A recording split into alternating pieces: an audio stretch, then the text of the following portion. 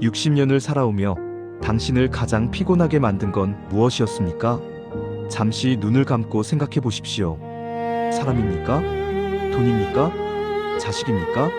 아니면 채워지지 않는 당신 자신의 마음입니까? 오늘 아침 한 70대 어르신이 제게 전화를 하셨습니다. 목소리가 떨리고 있었습니다. 스님, 저는 평생 열심히 살았습니다. 자식 셋 다 대학 보냈고 빚 없이 집도 샀고 노후 준비도 했습니다. 그런데 왜 이렇게 마음이 텅 비고 공허할까요? 왜 밤마다 잠이 안 올까요? 왜 이렇게 불안할까요? 그분의 목소리를 들으며 저는 알았습니다. 그분은 평생 욕망이라는 짐을 지고 달려왔다는 것을요. 무거운 배낭을 메고 산을 오른 사람처럼 정상에 올랐을 때 비로소 등이 얼마나 아팠는지 깨닫는 것처럼 그분도 이제야 자신이 얼마나 지쳐 있었는지 느끼신 겁니다. 새벽 4시 산사의 종소리가 울립니다. 해가 뜨기 전 공기는 아직 어둠을 머금고 있지만 그 속에는 묘한 따뜻함이 있습니다. 어둠과 빛이 동시에 존재하는 이 시간처럼 우리의 인생도 그렇습니다. 욕망과 평화가 동시에 존재하는 시간, 우리는 지금 그 경계에 서 있습니다. 혹시 당신도 이런 적 있지 않으십니까? 밤에 잠이 안 와서 핸드폰만 들여다보는 날, 자식이 전화도 안 해서 서운한 마음에 혼자 끙끙 앓는 날, 옆집 사람이 새 차를 뽑았다는 소식에 괜히 마음이 불편한 날, 거울을 보며 늙어가는 내 모습에 한숨이 나오는 날, 이 모든 순간들, 사실은 욕망이 당신을 잡아 끌고 있었던 겁니다. 오늘 이 시간, 당신에게 묻고 싶습니다. 도대체 무엇이 당신을 평생 괴롭혀 왔습니까? 무엇이 당신을 이토록 피곤하게 만들었습니까? 그 답은 멀리 있지 않습니다. 당신의 마음 깊은 곳, 아주 작은 목마름 하나가 자리하고 있기 때문입니다. 그 목마름이 바로 욕망입니다. 멈추지 않고 끝나지 않고 채워도 다시 갈증이 나는 목마름 말입니다. 우리는 그것을 채우기 위해 평생을 달려왔습니다. 어린 시절에는 칭찬을 받고 싶어서, 청년 시절에는 성공하고 싶어서, 중년에는 가족을 지키고 싶어서, 그리고 노년에는 외롭지 않고 싶어서 달렸습니다. 그런데 이상합니다. 달리면 달릴수록 목적지는 더 멀어지고 마음은 더 지쳐갑니다. 오늘만큼은 잠시 멈춰서서 그 욕망을 들여다보고 조금은 내려놓아도 괜찮은 시간을 가져보려 합니다. 당신이 이 영상을 끝까지 본다면 아마도 오늘 밤은 조금 더 편안하게 잠들 수 있을 겁니다.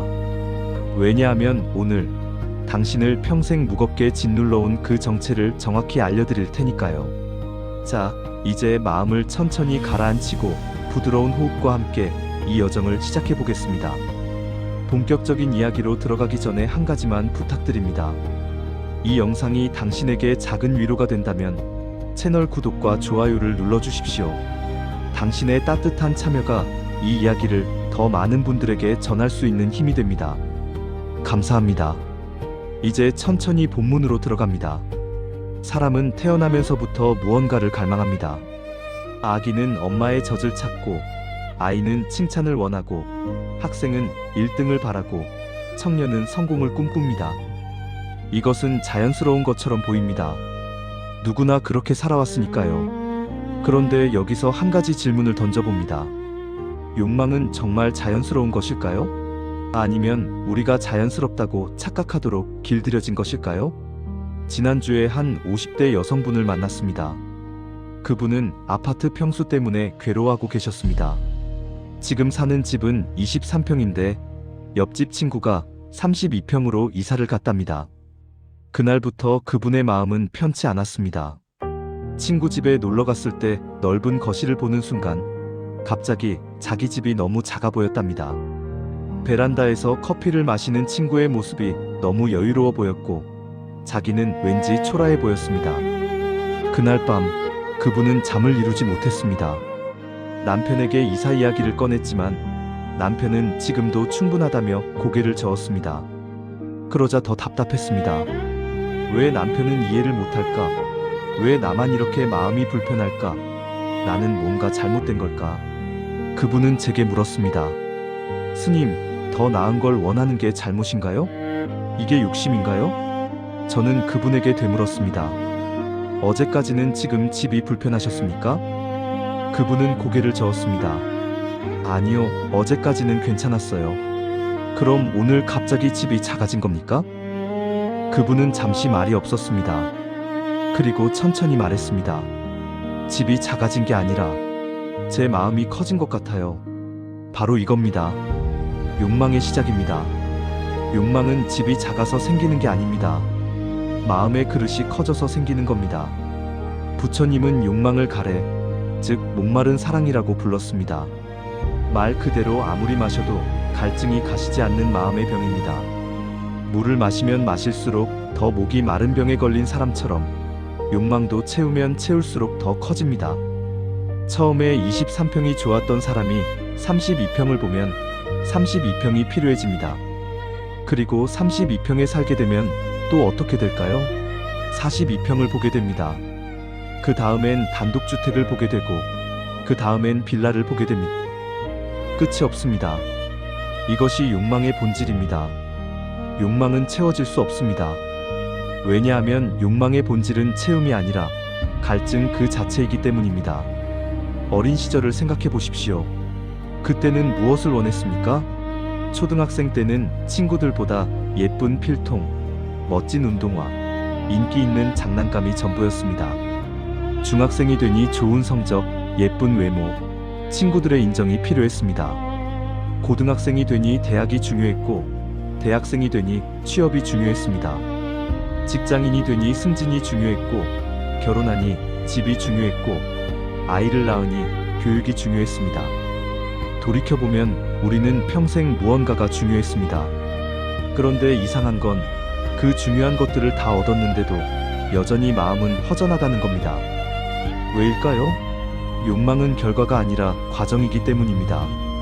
욕망은 도착점이 아니라 끝없는 여정이기 때문입니다. 젊을 때는 이 욕망이 에너지처럼 느껴집니다. 욕망이 있어야 일할 의욕이 생기고 앞으로 나아갈 힘이 생기니까요. 그래서 우리는 욕망을 긍정적으로 봅니다. 야망, 목표, 꿈, 이런 좋은 이름으로 부릅니다. 그런데 나이가 들수록 느낍니다. 이 욕망이 나를 움직이는 게 아니라 욕망이 나를 잡아먹고 있다는 걸 말입니다. 60대 한 남성분의 이야기입니다. 그분은 평생 사업을 하셨습니다. 작은 가게로 시작해서 지점을 여러 개 냈고 돈도 많이 버셨습니다. 자식들 유학 보내고 좋은 차 몇 대 사고 아파트도 여러 채 샀습니다. 겉으로 보기엔 성공한 삶이었습니다. 그런데 어느 날 갑자기 쓰러지셨습니다. 심장에 문제가 온 겁니다. 병원 침대에 누워 천장을 보며 그분은 처음으로 생각했답니다. 내가 평생 뭘 한 거지? 도대체 뭘 위해 이렇게 달린 거지? 가게는 성공했지만 가족과의 저녁 식사는 늘 거르셨고 돈은 많이 벌었지만 여행 한번 제대로 못 가보셨고 아파트는 여러 채 샀지만 정작 집에서 편히 쉬어본 기억이 없었습니다. 그분은 제게 눈물을 글썽이며 말씀하셨습니다. 스님, 저는 제 인생을 단 한 번도 느껴본 적이 없습니다. 늘 다음을 위해, 더 많은 것을 위해 달렸을 뿐입니다. 그런데 이제 와서 보니 제가 뭘 가졌는지도 모르겠고 제가 뭘 놓쳤는지도 모르겠습니다. 그냥 온통 허전합니다. 욕망이 많을수록 비교가 많아집니다. 비교가 많아질수록 마음의 평화는 멀어집니다. 내 안의 욕망이 커질수록 타인의 삶은 거대해 보이고 내 삶은 초라해 보입니다. 친구가 승진했다는 소식에 축하한다고 말하면서도 마음속으로는 씁쓸합니다. 이웃이 새 차를 샀다는 말에 겉으로는 좋겠다고 하면서도 내심 불편합니다. 자식이 친구 집은 더 크다고 말할 때 괜히 자존심이 상합니다. 이 모든 감정들, 우리는 이것이 자연스러운 거라고 생각합니다. 사람이면 다 그런 거라고, 경쟁 사회니까 어쩔 수 없다고, 현실이 그렇다고 스스로를 납득시킵니다. 그런데 과연 그럴까요? 정말 사람이면 다 그런 걸까요? 부처님은 말씀하셨습니다. 욕망의 그릇을 키우지 말라. 그릇을 키우면 고통도 함께 커진다. 이 말씀의 의미가 무엇일까요? 우리가 원하는 것이 많아질수록 채워야 할 것도 많아지고 채우지 못했을 때의 실망도 커진다는 뜻입니다. 작은 그릇은 금방 채워지지만 큰 그릇은 아무리 부어도 차지 않습니다. 욕망의 시작은 사소합니다. 조금 더 좋은 집, 조금 더 좋은 차, 조금 더 예쁜 옷, 조금 더 맛있는 음식. 이 정도는 괜찮겠지 하는 마음으로 시작합니다. 그런데 그 사소함이 쌓이고 쌓여서 평생의 짐이 되어 어깨 위에 올라앉습니다. 그리고 어느 순간 우리는 그 짐의 무게조차 느끼지 못한 채 살아갑니다. 왜냐하면 너무 오래 져왔기 때문입니다. 욕망이 고통이 되는 이유는 단 하나입니다.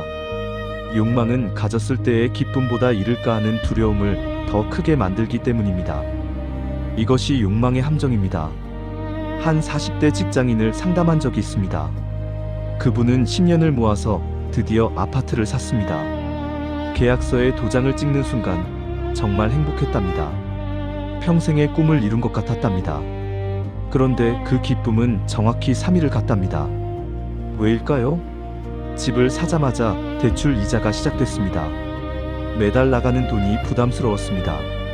그리고 관리비, 재산세, 수리비, 온갖 예상치 못한 비용들이 생겼습니다.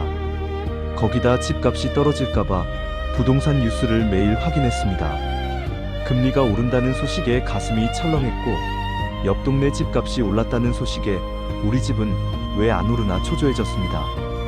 그분은 제게 말했습니다. 스님, 집이 없을 땐 집만 있으면 행복할 줄 알았어요. 그런데 집을 사고 나니 더 불안해요. 이 집을 지켜야 한다는 부담감, 혹시 잃을까 하는 두려움, 더 좋은 집을 못 산 아쉬움, 오히려 없을 때가 더 편했던 것 같아요. 이것이 욕망의 본질입니다. 욕망은 기쁨의 형태로 다가오지만 마음속에서는 불안을 키웁니다. 욕망은 약속합니다. 이것만 가지면 행복할 거야. 그런데 막상 가지고 나면 욕망은 또 속삭입니다. 이제 이걸 지켜야 해. 잃으면 안 돼. 부처님은 이를 두고 이렇게 표현했습니다. 욕망은 손안의 불씨와 같다. 움켜쥐면 쥘수록 손이 데이고 놓아야 비로소 괜찮아진다. 불을 손에 쥐고 있으면서 왜 아프냐고 묻는 사람이 있다면 우리는 그 사람을 이해할 수 없을 겁니다. 당연히 아프죠. 불이니까요. 그런데 우리는 욕망을 쥐고 있으면서 왜 괴로우냐고 묻습니다. 돌이켜 보십시오. 우리가 살아오며 겪었던 많은 상처, 많은 갈등, 많은 후회는 대부분 욕망이 충족되지 않아서 생긴 감정입니다. 자식이 내 마음 같지 않아 힘들었던 것, 그것도 자식이 내가 원하는 대로 되기를 바라는 욕망이었습니다. 남편의 말에 서운했던 것, 그것도 남편이 내 기대에 맞춰주기를 바라는 욕망이었습니다. 가족이 내 노력을 몰라줘 아팠던 것, 그것도 인정받고 싶은 욕망이었습니다. 한 70대 어머니가 계셨습니다. 세 자녀를 키우며 평생을 희생하셨습니다. 자식들이 잘 되기를 바라는 마음으로 본인의 삶은 다 내려놓고 사셨습니다. 그런데 자식들이 장성하고 나니 자주 찾아오지 않았습니다. 명절에만 잠깐 들렀다가 가고 전화도 가끔씩만 했습니다. 그 어머니는 서운했습니다. 내가 평생 너희를 위해 살았는데 너희는 왜 나를 이렇게 소홀히 하느냐? 자식들에게 직접 말은 못하고 마음속으로만 알았습니다. 그러다 결국 우울증까지 왔습니다. 제게 오셔서 눈물을 흘리며 말씀하셨습니다. 스님, 저는 자식들한테 잘해준 게 죄인가요? 왜 이렇게 배신감이 들까요? 저는 그분에게 조심스럽게 여쭤봤습니다. 어머니, 자식들을 키우실 때 무엇을 기대하셨습니까? 그분은 잠시 말씀이 없으시다가 천천히 대답하셨습니다. 나중에 효도해 주길 바랐죠. 자주 보고 챙겨주고 그렇게 살길 바랐죠. 그럼 그것이 조건이었습니까? 내가 자식을 키워주는 대신 자식은 나중에 효도해야 한다는 조건 말입니다. 그분은 깜짝 놀라셨습니다. 아니, 그게 무슨 조건이라니요? 그냥 당연한 거 아닌가요?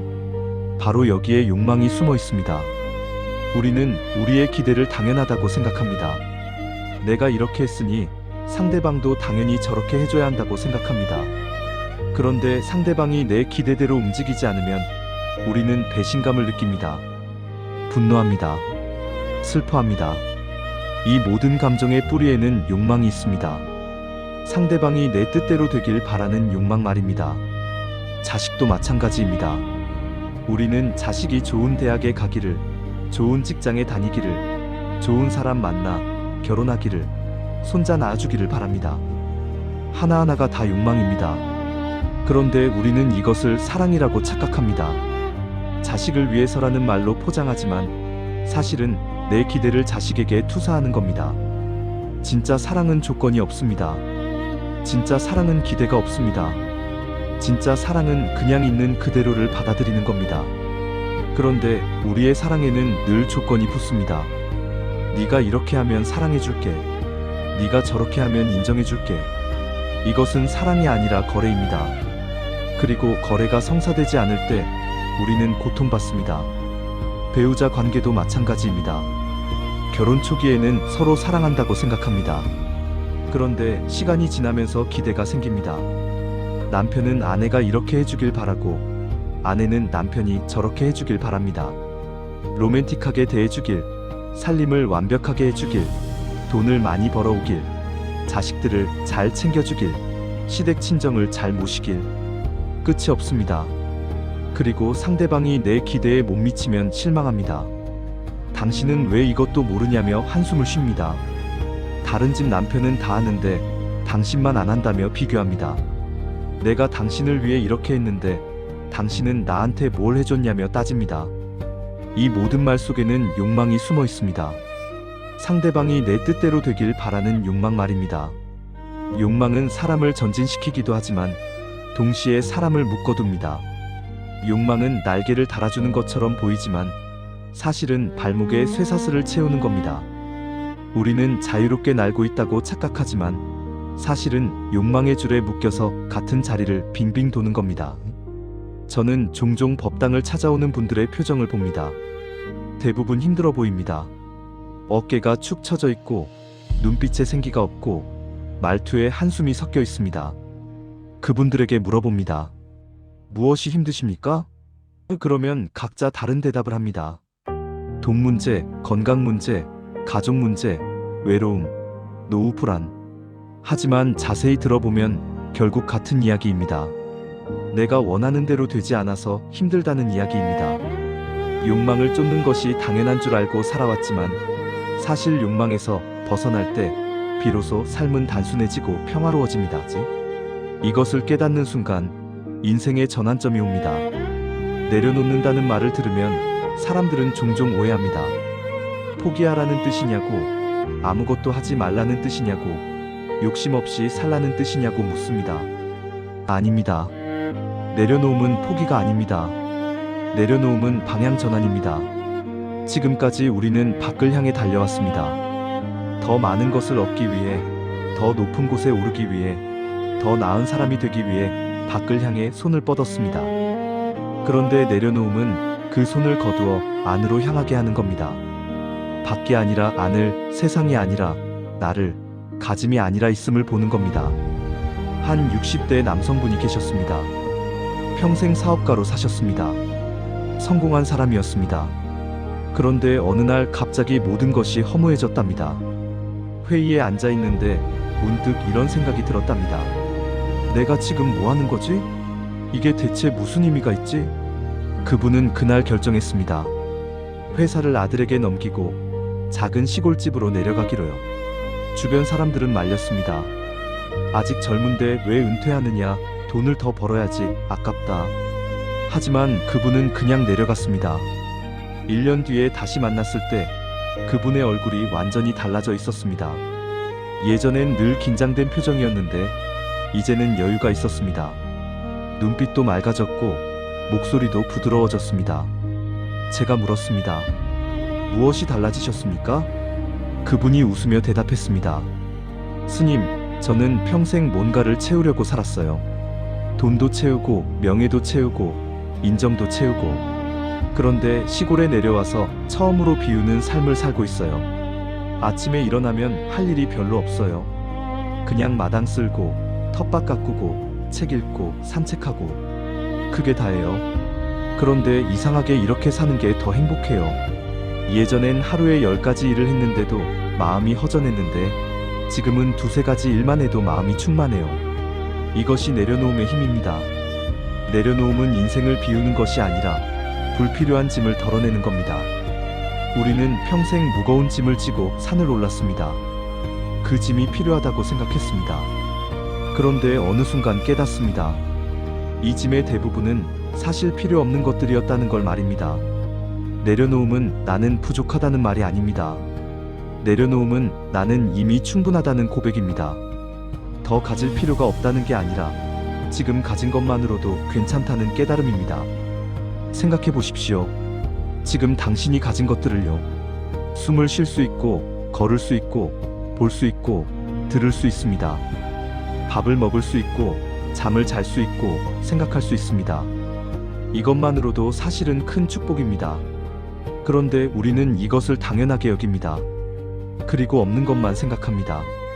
욕망을 내려놓는 마음은 가진 것이 적어서 시작되는 게 아닙니다.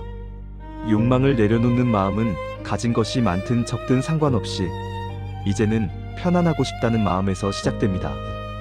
더 이상 싸우고 싶지 않다는 마음, 더 이상 증명하고 싶지 않다는 마음, 그냥 있는 그대로 살고 싶다는 마음에서 시작됩니다. 살아온 세월이 쌓이면 우리는 자연스럽게 깨닫게 됩니다. 무엇을 붙잡아야 하고 무엇을 내려놓아야 하는지를요. 젊을 때는 모든 것이 필요해 보였습니다.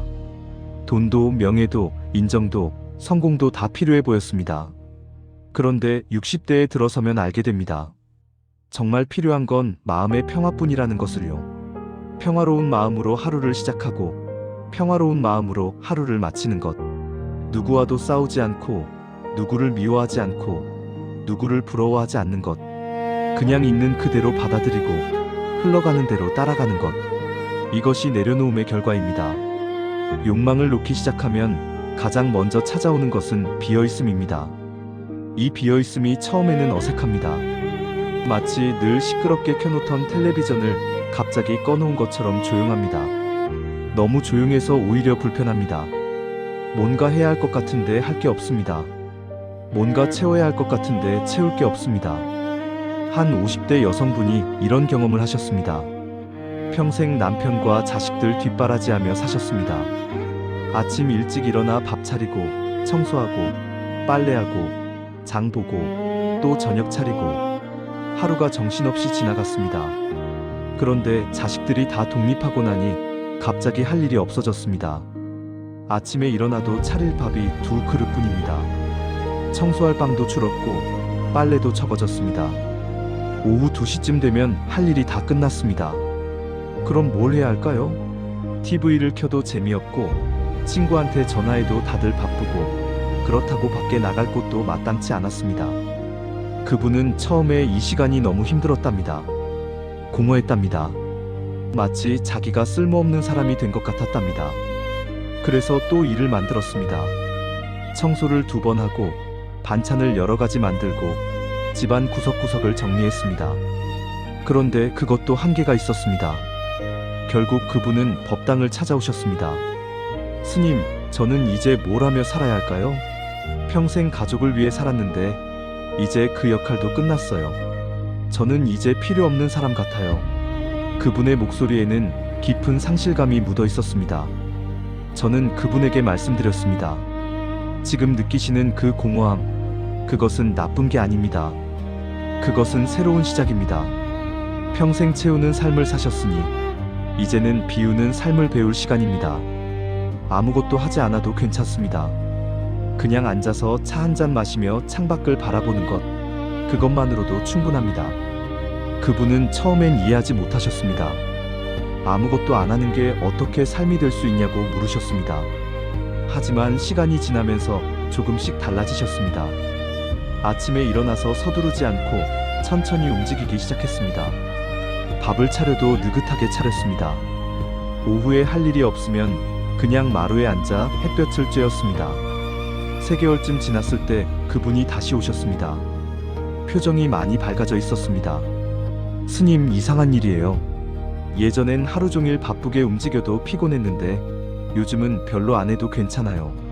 아니, 오히려 더 편해요. 처음엔 너무 조용해서 답답했는데 지금은 이 조용함이 좋아요. 마음이 안정되는 것 같아요. 이것이 내려놓음의 첫 번째 변화입니다. 조용함에 익숙해지는 것입니다. 그 조용함은 시간이 지날수록 안정이 되고 평화가 됩니다. 욕망을 내려놓은 마음에는 구체적인 변화들이 생깁니다. 첫째, 말수가 줄어듭니다.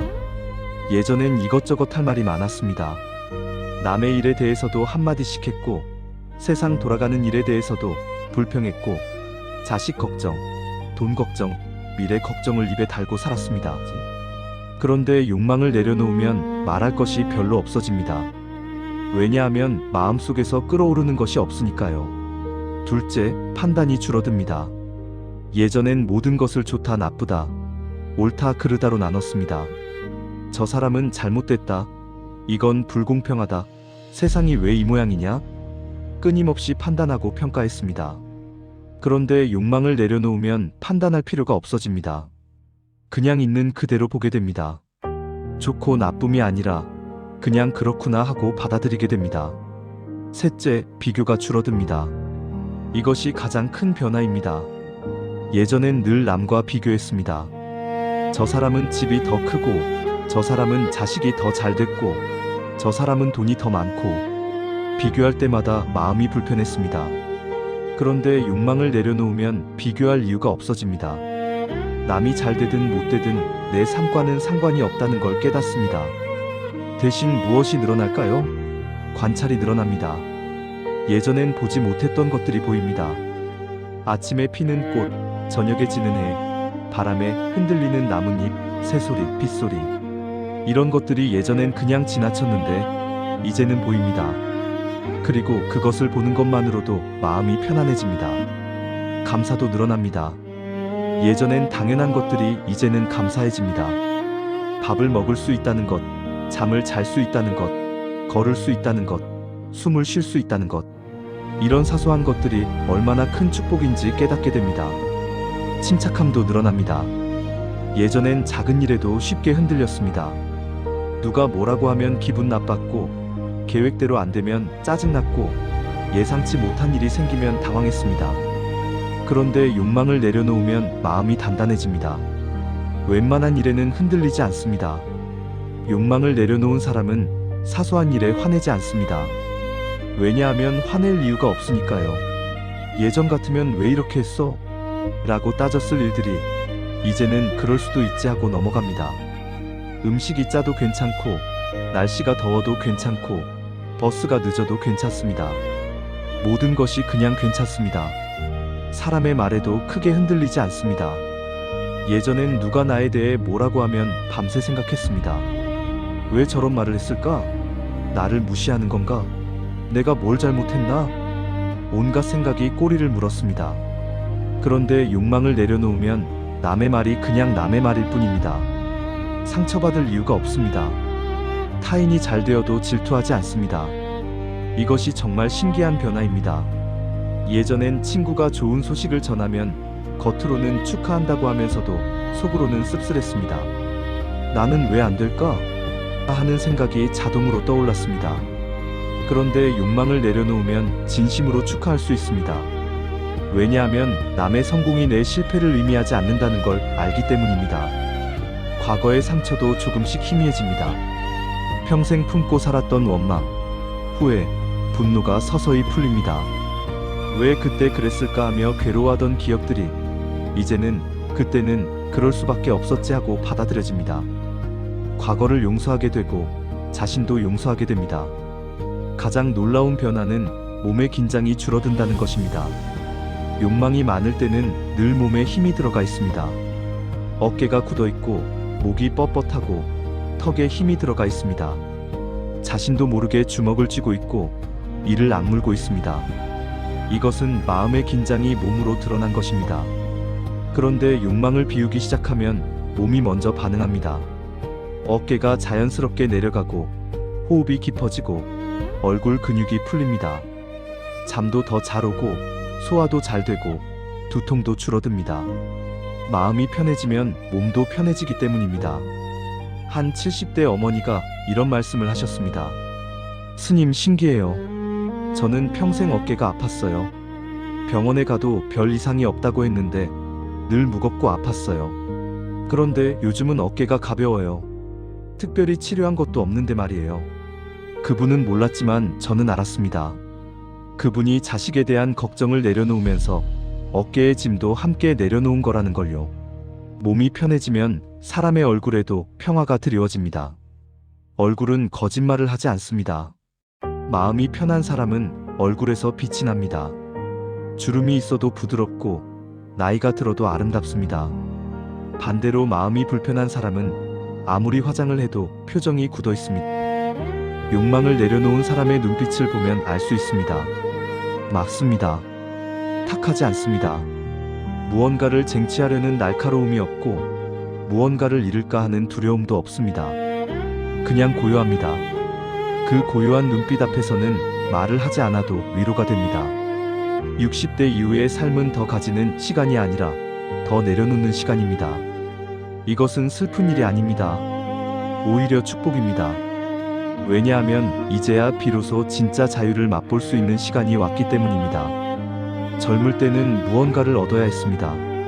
학벌을 얻고, 직장을 얻고, 배우자를 얻고, 집을 얻고, 자식을 낳고, 성공을 얻어야 했습니다. 인생의 전반부는 쌓아가는 시간이었습니다. 그런데 인생의 후반부는 다릅니다. 이제는 내려놓는 시간입니다. 자식에게서 받지 못한 기대를 내려놓습니다. 평생 자식을 위해 희생했으니 자식이 효도해 줄 거라고 기대했습니다. 그런데 자식들은 바쁩니다. 자기 삶을 사느라 바쁩니다. 예전 같으면 서운했을 일들이 이제는 이해가 됩니다. 그래, 자식들도 자기 인생이 있지. 나도 젊을 때 부모님을 잘 모시지 못했으니까 배우자에게 향했던 서운함을 내려놓습니다. 수십 년을 함께 살면서 쌓인 서운함이 있습니다. 왜 나는 이렇게 고생했는데 당신은 편하게만 살았냐 하는 억울함도 있습니다. 그런데 이제는 그것도 내려놓습니다. 그래, 당신도 당신 나름대로 힘들었겠지. 완벽한 사람이 어디 있나? 가져보지 못한 것들에 대한 미련을 내려놓습니다. 더 큰 집, 더 좋은 차, 더 많은 돈, 더 높은 지위, 이런 것들을 갖지 못한 것에 대한 아쉬움이 있습니다. 그런데 이제는 깨닫습니다. 없어도 괜찮았구나. 오히려 없어서 더 자유로웠을 수도 있겠구나. 건강에 대한 집착도 내려놓습니다. 60대가 넘으면 몸 여기저기가 아픕니다. 예전처럼 활발하게 움직일 수 없습니다. 처음엔 이것이 받아들이기 힘듭니다. 왜 나는 이렇게 약해졌을까 하며 속상해합니다. 그런데 시간이 지나면 알게 됩니다. 이것이 자연스러운 과정이라는 것을요. 늙는 것은 잘못이 아니라 자연의 섭리입니다. 죽음에 대한 두려움도 조금씩 내려놓습니다. 젊을 때는 죽음이 먼 이야기였습니다. 그런데 나이가 들수록 죽음이 가까이 느껴집니다. 친구들이 하나둘 세상을 떠나고 자신의 몸도 예전 같지 않습니다.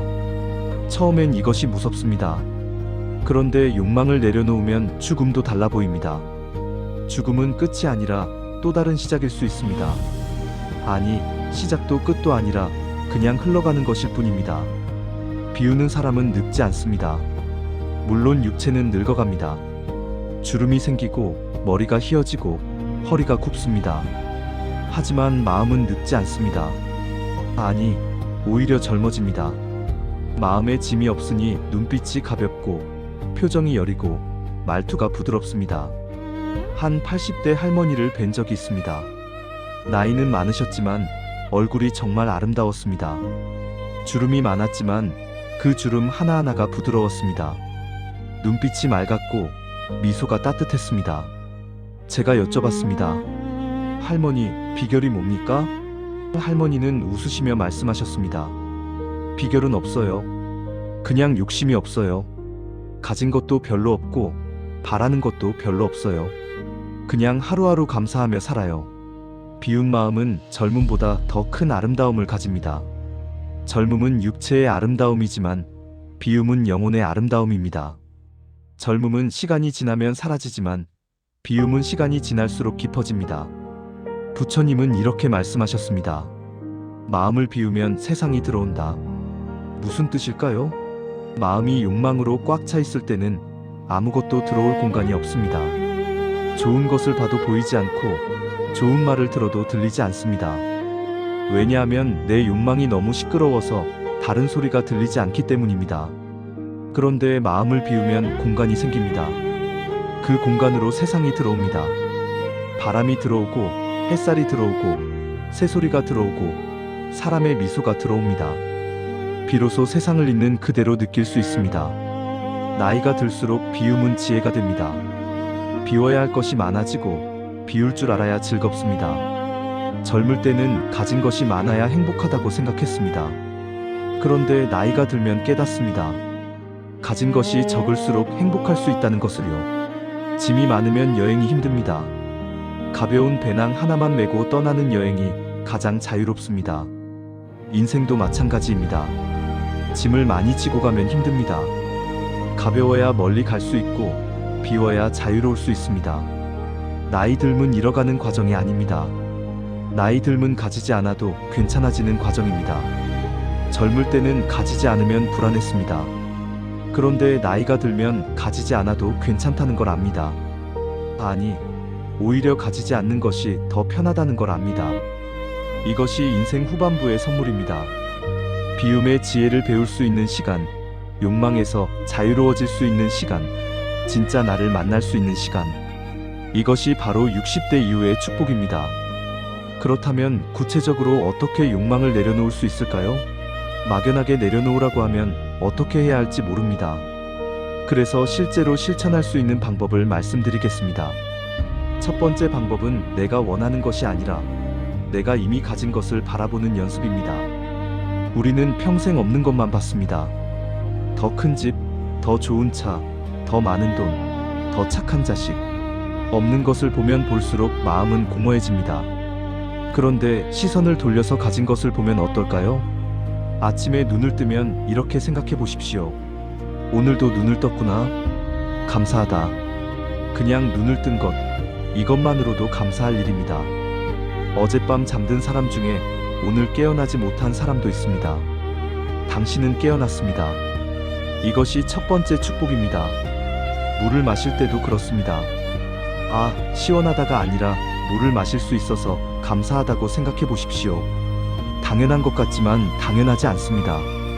세상에는 깨끗한 물을 마시지 못하는 사람들이 얼마나 많습니까? 당신은 마실 수 있습니다.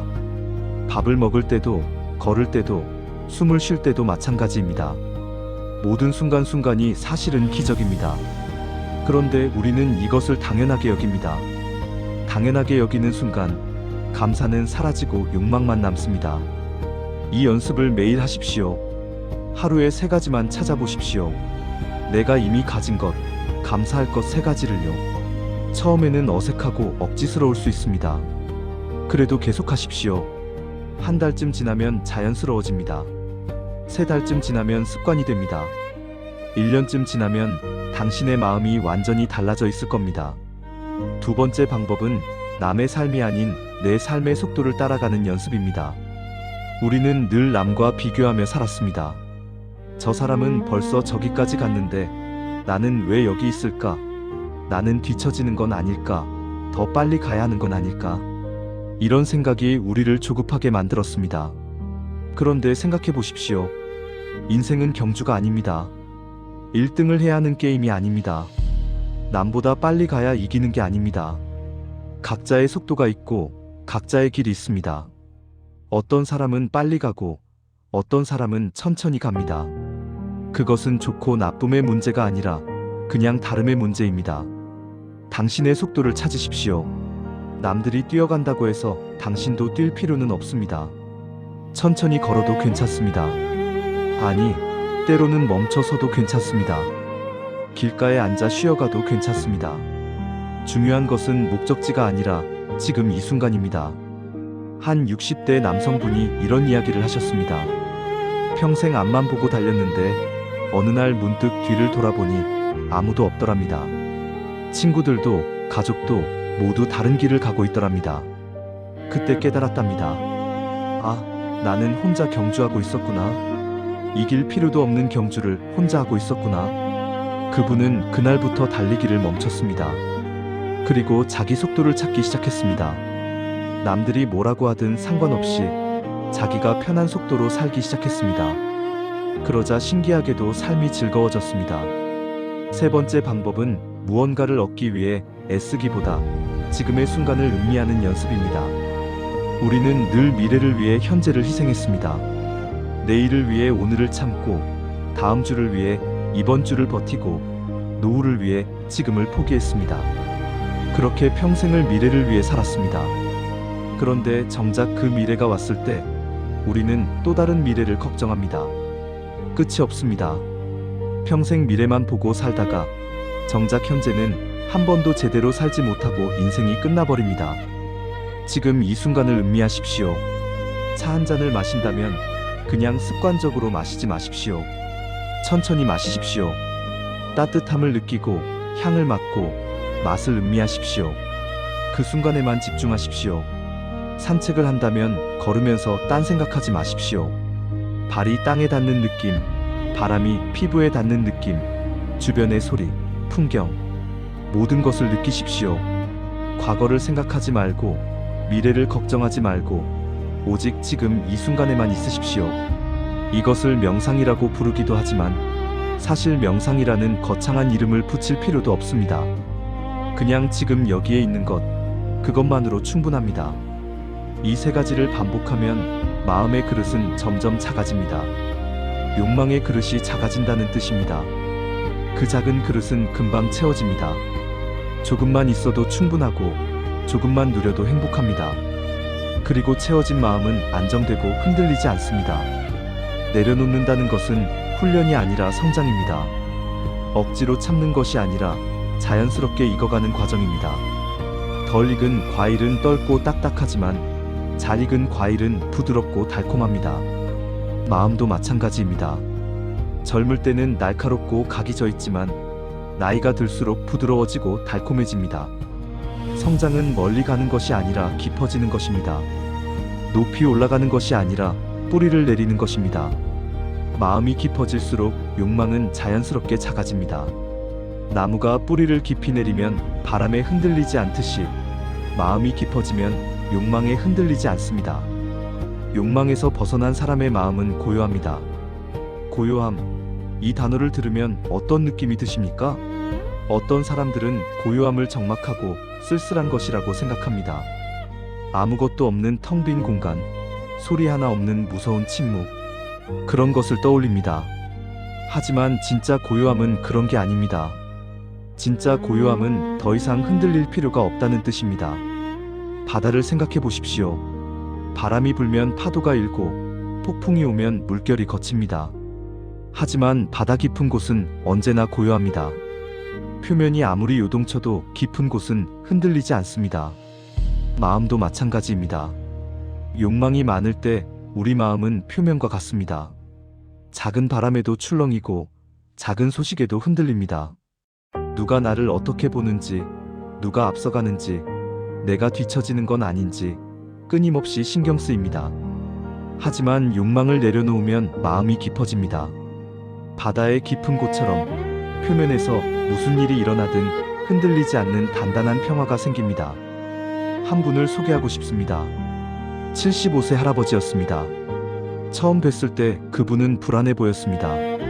손을 떨고 계셨고 말씀하실 때도 자꾸 주변을 살피셨습니다. 자식들이 명절에도 안 온다고 속상해하셨고 건강이 나빠지는 게 두렵다고 하셨습니다.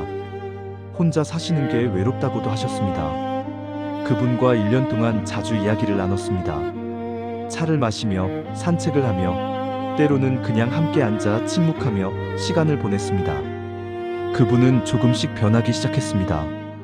말씀이 줄어들었고 표정이 부드러워졌습니다. 손도 더 이상 떨리지 않았습니다. 1년 뒤 그분이 이렇게 말씀하셨습니다. 스님, 신기해요. 아무것도 달라진 게 없어요. 자식들은 여전히 바쁘고 건강은 여전히 예전만 못하고 혼자 사는 건 여전해요. 그런데 제가 달라졌어요. 예전엔 이 모든 게 불행이었는데 지금은 그냥 괜찮아요. 외롭다는 생각보다는 고요하다는 느낌이 들어요. 이것이 고요함의 힘입니다. 상황이 변하지 않아도 마음이 변하면 모든 것이 달라 보입니다. 고요한 마음은 문제를 문제로 보지 않습니다. 그냥 있는 그대로 받아들입니다. 누가 나를 어떻게 보든 상관없습니다. 예전에는 남의 시선이 신경 쓰였습니다. 저 사람은 나를 어떻게 생각할까? 내가 초라해 보이진 않을까? 무시당하는 건 아닐까. 이런 생각들이 늘 마음 한구석을 차지하고 있었습니다. 그런데 고요해지면 그런 것들이 사라집니다. 남이 나를 좋게 보든 나쁘게 보든 그것은 그 사람의 생각일 뿐입니다. 내 가치는 남의 평가로 정해지는 게 아닙니다. 누가 앞서가든 상관없습니다. 예전에는 남과의 경쟁이 중요했습니다. 나보다 잘 사는 사람을 보면 부러웠고 나보다 못 사는 사람을 보면 안심했습니다. 이것은 건강한 마음이 아닙니다. 남의 불행에서 위안을 찾는 것은 슬픈 일입니다. 하지만 고요해지면 이런 비교가 의미 없어집니다. 각자의 길이 있고 각자의 속도가 있고 각자의 인생이 있을 뿐입니다. 누가 나를 아프게 하든 상관없습니다. 이것이 가장 어려운 부분입니다. 누군가 나에게 상처를 주면 우리는 자동으로 반응합니다. 화가 나고 원망스럽고 복수하고 싶어집니다. 이 감정들은 자연스러운 것 같지만 사실은 우리 자신을 더 아프게 할 뿐입니다. 고요한 마음은 상처를 받지 않습니다. 아니, 정확히는 상처를 받아도 오래 가지고 있지 않습니다. 마치 물에 돌을 던지면 잠시 물결이 일지만 곧 다시 고요해지듯이 마음도 그렇습니다. 누가 뭐라고 해도 그것은 잠시 스치는 파도일 뿐입니다. 잠시 후면 다시 고요해집니다. 저는 한 80대 스님을 뵌 적이 있습니다. 평생을 산사에서 수행하신 분이었습니다. 그분의 얼굴을 보는 순간 저는 말문이 막혔습니다. 그분의 얼굴에는 평화가 가득했습니다. 주름이 많았지만 그 주름마다 미소가 서려 있었습니다. 눈빛은 맑았고 목소리는 부드러웠습니다. 제가 여쭤봤습니다. 스님, 어떻게 그렇게 평온하실 수 있습니까? 그 스님은 잠시 미소만 지으시다가 천천히 말씀하셨습니다. 특별한 건 없네. 그냥 흘러가는 대로 사네. 오는 것을 막지 않고 가는 것을 붙잡지 않네. 기쁜 일이 오면 기쁘고 슬픈 일이 오면 슬프지. 하지만 어떤 것도 오래 머물게 하지 않네. 이 말씀이 제 가슴에 깊이 박혔습니다. 흘러가는 대로 산다는 것, 오는 것을 막지 않고 가는 것을 붙잡지 않는다는 것, 이것이 진정한 자유입니다. 우리는 평생 막고 붙잡으며 살았습니다. 나쁜 것은 오지 못하게 막으려 했고 좋은 것은 가지 못하게 붙잡으려 했습니다. 하지만 인생은 우리 뜻대로 되지 않습니다. 나쁜 일도 오고 좋은 일도 갑니다. 이것이 자연의 흐름입니다. 고요한 마음은 이 흐름을 거스르지 않습니다. 봄이 오면 꽃이 피고 가을이 오면 잎이 집니다. 우리는 꽃이 지는 것을 슬퍼하지만 나무는 그렇지 않습니다. 나무는 잎을 떨어뜨리는 것을 슬퍼하지 않습니다. 그것이 자연스러운 일이라는 것을 알기 때문입니다. 인생도 마찬가지입니다. 젊음이 가는 것을 슬퍼할 필요 없습니다. 건강이 예전만 못한 것을 한탄할 필요 없습니다. 사람이 떠나는 것을 붙잡을 필요 없습니다. 모든 것은 왔다가 갑니다. 이것이 삶의 본질입니다. 이 고요함은 누가 나에게 주는 것이 아닙니다. 세상 어디에도 팔고 있지 않습니다. 돈으로 살 수도 없고 누구에게 빌릴 수도 없습니다. 오직 내가 나에게 주는 선물입니다. 평생 세상을 향해 손을 내밀었습니다. 나에게 이것을 주세요. 저것을 주세요.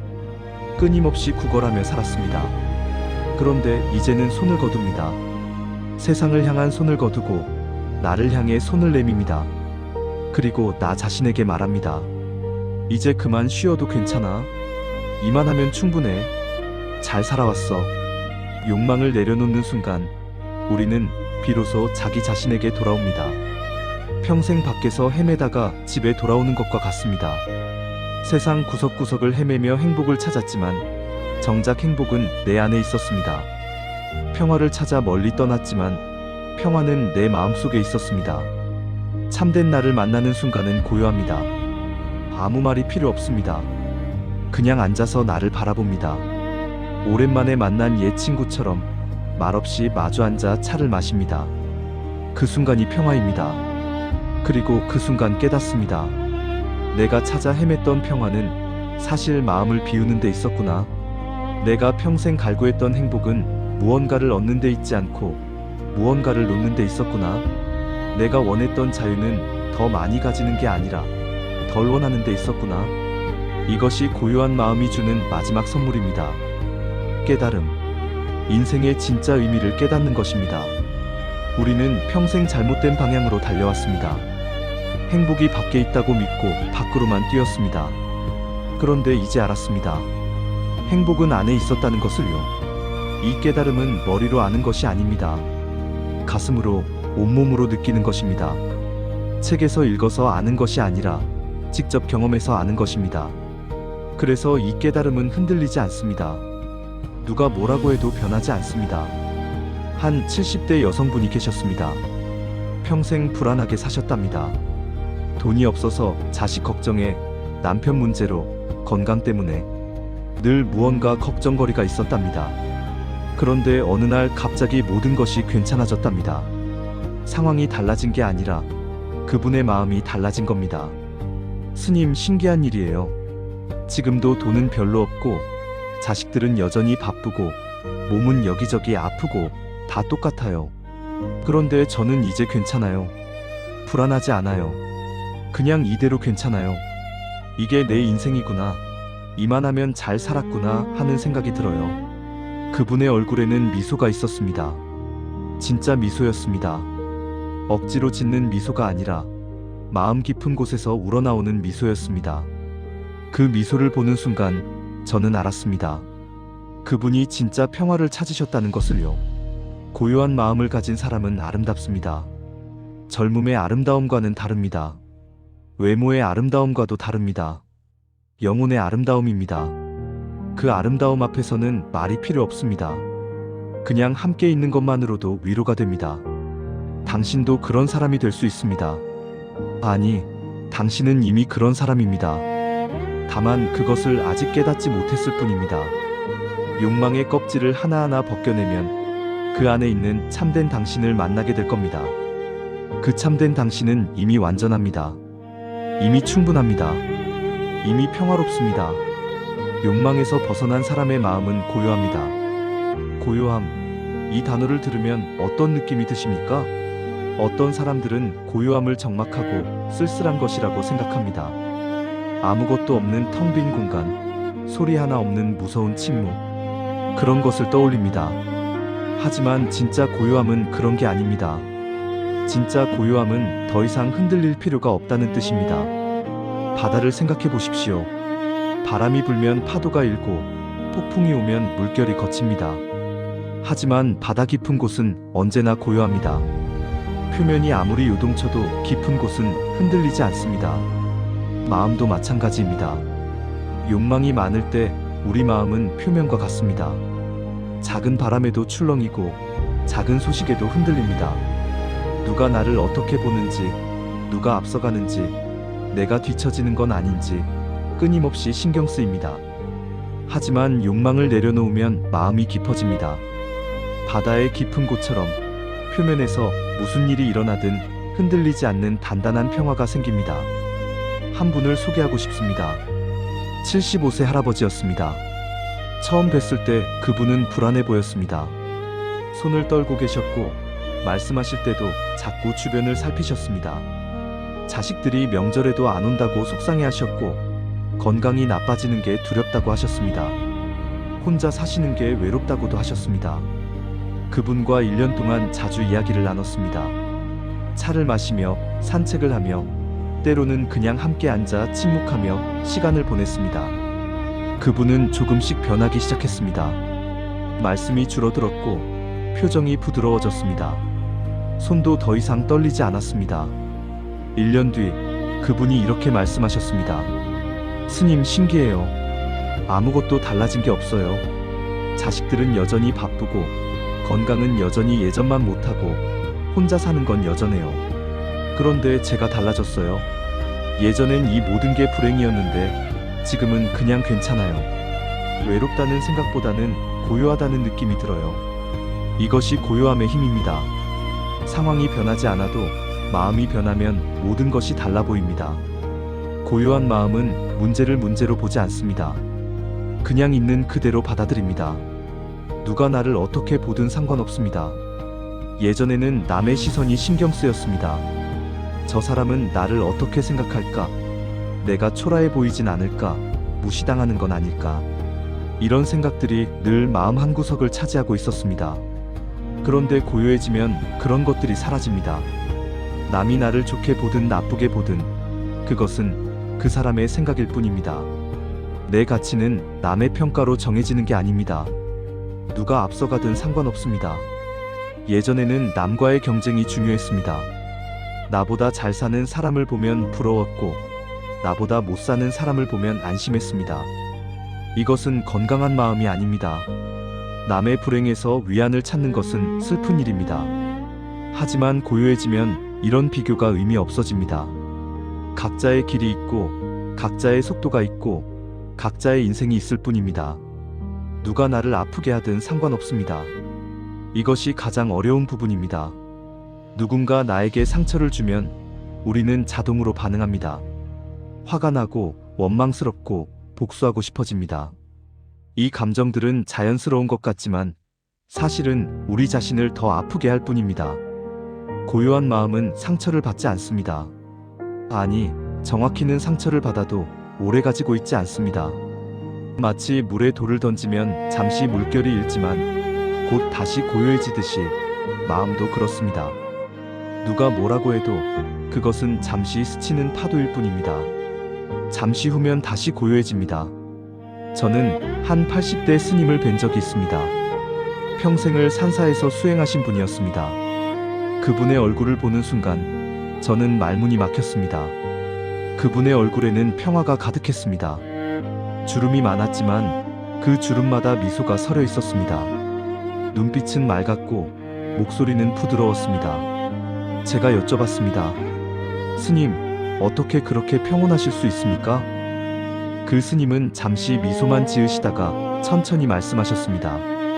특별한 건 없네. 그냥 흘러가는 대로 사네. 모는 것을 막지 않고 가는 것을 붙잡지 않네. 기쁜 일이 오면 기쁘고 슬픈 일이 오면 슬프지. 하지만 어떤 것도 오래 머물게 하지 않네. 이 말씀이 제 가슴에 깊이 박혔습니다. 흘러가는 대로 산다는 것, 모는 것을 막지 않고 가는 것을 붙잡지 않는다는 것, 이것이 진정한 자유입니다. 우리는 평생 막고 붙잡으며 살았습니다. 나쁜 것은 오지 못하게 막으려 했고 좋은 것은 가지 못하게 붙잡으려 했습니다. 하지만 인생은 우리 뜻대로 되지 않습니다. 나쁜 일도 오고 좋은 일도 갑니다. 이것이 자연의 흐름입니다. 고요한 마음은 이 흐름을 거스르지 않습니다. 봄이 오면 꽃이 피고 가을이 오면 잎이 집니다. 우리는 꽃이 지는 것을 슬퍼하지만 나무는 그렇지 않습니다. 나무는 잎을 떨어뜨리는 것을 슬퍼하지 않습니다. 그것이 자연스러운 일이라는 것을 알기 때문입니다. 인생도 마찬가지입니다. 젊음이 가는 것을 슬퍼할 필요 없습니다. 건강이 예전만 못한 것을 한탄할 필요 없습니다. 사람이 떠나는 것을 붙잡을 필요 없습니다. 모든 것은 왔다가 갑니다. 이것이 삶의 본질입니다. 이 고요함은 누가 나에게 주는 것이 아닙니다. 세상 어디에도 팔고 있지 않습니다. 돈으로 살 수도 없고 누구에게 빌릴 수도 없습니다. 오직 내가 나에게 주는 선물입니다. 평생 세상을 향해 손을 내밀었습니다. 나에게 이것을 주세요. 저것을 주세요. 끊임없이 구걸하며 살았습니다. 그런데 이제는 손을 거둡니다. 세상을 향한 손을 거두고 나를 향해 손을 내밉니다. 그리고 나 자신에게 말합니다. 이제 그만 쉬어도 괜찮아. 이만하면 충분해. 잘 살아왔어. 욕망을 내려놓는 순간 우리는 비로소 자기 자신에게 돌아옵니다. 평생 밖에서 헤매다가 집에 돌아오는 것과 같습니다. 세상 구석구석을 헤매며 행복을 찾았지만 정작 행복은 내 안에 있었습니다. 평화를 찾아 멀리 떠났지만 평화는 내 마음속에 있었습니다. 참된 나를 만나는 순간은 고요합니다. 아무 말이 필요 없습니다. 그냥 앉아서 나를 바라봅니다. 오랜만에 만난 옛 친구처럼 말없이 마주 앉아 차를 마십니다. 그 순간이 평화입니다. 그리고 그 순간 깨닫습니다. 내가 찾아 헤맸던 평화는 사실 마음을 비우는 데 있었구나. 내가 평생 갈구했던 행복은 무언가를 얻는 데 있지 않고 무언가를 놓는 데 있었구나. 내가 원했던 자유는 더 많이 가지는 게 아니라 덜 원하는 데 있었구나. 이것이 고요한 마음이 주는 마지막 선물입니다. 깨달음. 인생의 진짜 의미를 깨닫는 것입니다. 우리는 평생 잘못된 방향으로 달려왔습니다.